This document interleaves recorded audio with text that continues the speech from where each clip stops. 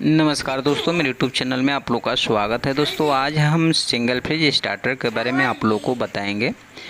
ये जो स्टार्टर है अभी चल रहा था और चलते चलते ऑटोमेटिक ये बंद हो चुका है। पहले से कोई इसमें प्रॉब्लम नहीं आ रहा था। तो आज हम इस स्टार्टर को चेक करेंगे कि इसके अंदर क्या ख़राब है और रिपेयर करके आप लोग को दिखाएंगे। तो दोस्तों आप इसके बारे में कुछ जानकारी लेना चाहते हैं तो आप कहीं जाइएगा मत, आप इस वीडियो को अंत तक ज़रूर देखिएगा। तो देख रहे हैं खुलने के बाद में इसके अंदर कहीं से कोई कमी नहीं दिख रहा है, कहीं से वायर भी नहीं टूटा हुआ है। तो चलिए सबसे पहले तो हम सप्लाई देकर चेक करते हैं कि क्या प्रॉब्लम है। इसमें सप्लाई आ चुका, देख रहे हैं 100 205 वोल्ट के आसपास में बता रहा है। और यहाँ ग्रीन बटन जो है, स्विच जो है, यहाँ से स्टार्ट करने के बाद में जो इसका कंडक्टर है, कंडक्टर का जो पत्ती है अंदर जाना चाहिए, लेकिन ये ऑन नहीं हो रहा है। इसका एमसीबी मेन एमसीबी जो है सही है, लेकिन प्रॉब्लम है कि स्टार्ट नहीं हो रहा है।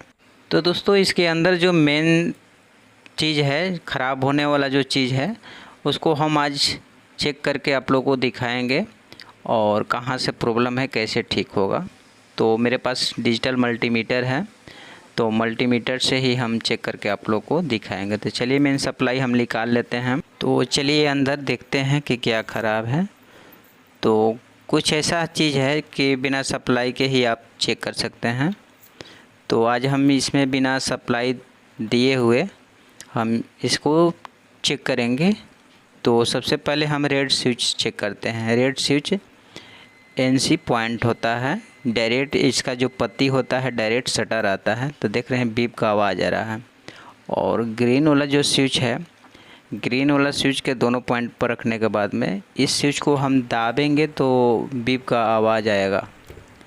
चलिए स्विच को हम दाब कर देखते हैं। देख रहे हैं दाबने के बाद में मल्टीमीटर पर इंडिकेटर भी चल रहा है और बीप का आवाज़ भी आ रहा है।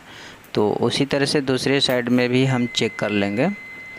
तो कोई स्विच आता है सिंगल एक साइड में ही केवल रहता है, इसमें डबल दिया हुआ है। और उसके बाद में यहाँ एमसीबी है, तो एमसीबी तो ऐसे में ठीक है। एमसीबी ऑफ रहेगा तो जो वोल्टमीटर है नहीं बताता।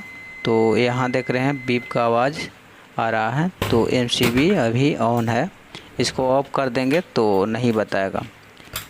तो इस तरह से एमसीबी भी चेक किया जाता है। देख रहे हैं नहीं बता रहा है अभी। जब इसको ऑन करेंगे, ऊपर की तरफ करेंगे तो बताएगा। तो ये जो एमसीबी है बिल्कुल सही है,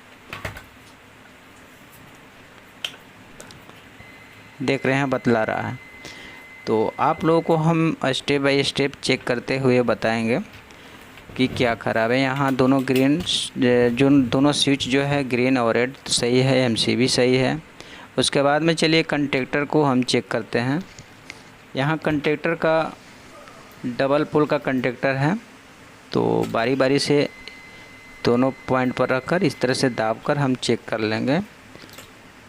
देख रहे हैं इंडिकेटर भी जल रहा है, बीप का आवाज़ भी आ रहा है।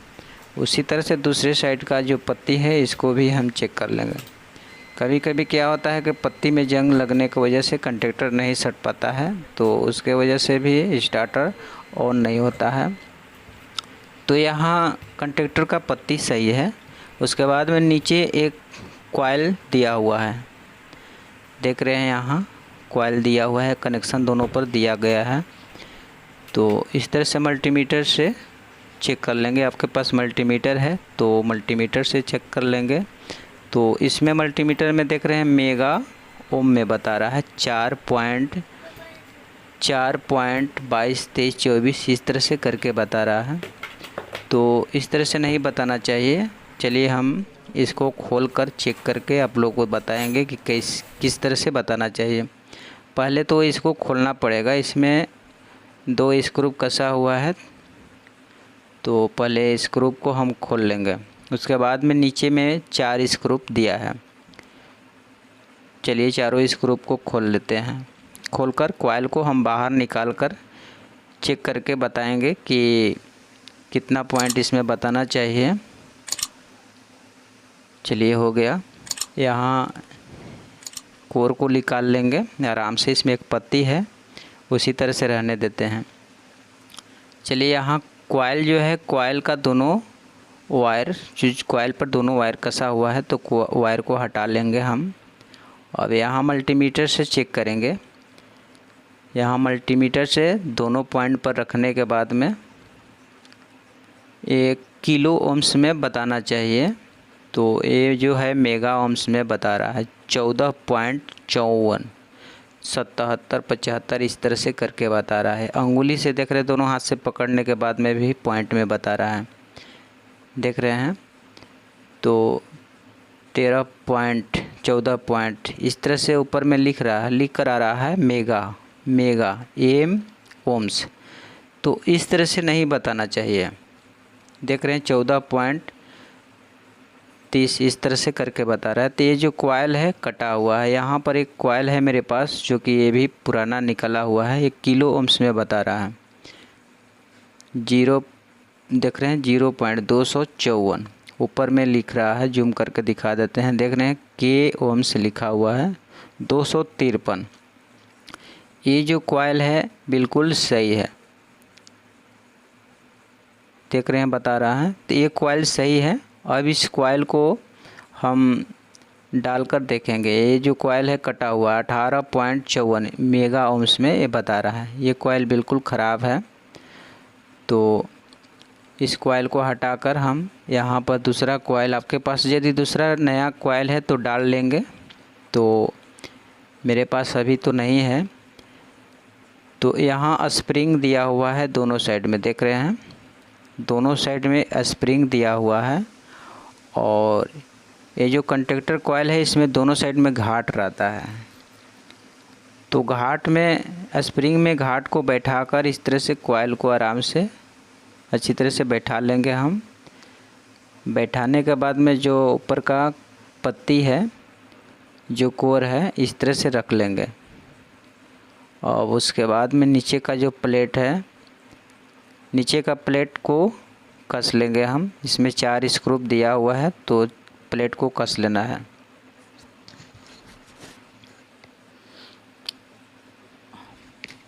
अब जिस तरह से वायर का कनेक्शन इस पर कंडक्टर पर किया गया था, कंडक्टर कॉइल पर, उसी तरह से दोनों पॉइंट पर हम कनेक्शन कर देंगे। तो यहाँ कनेक्शन कर दिए और कंडक्टर को कस लेना है जिस तरह से खोले थे। अब चलिए इसमें हम सप्लाई देकर चेक करके आप लोगों को दिखा देते हैं काम कर रहा है कि नहीं कर रहा है।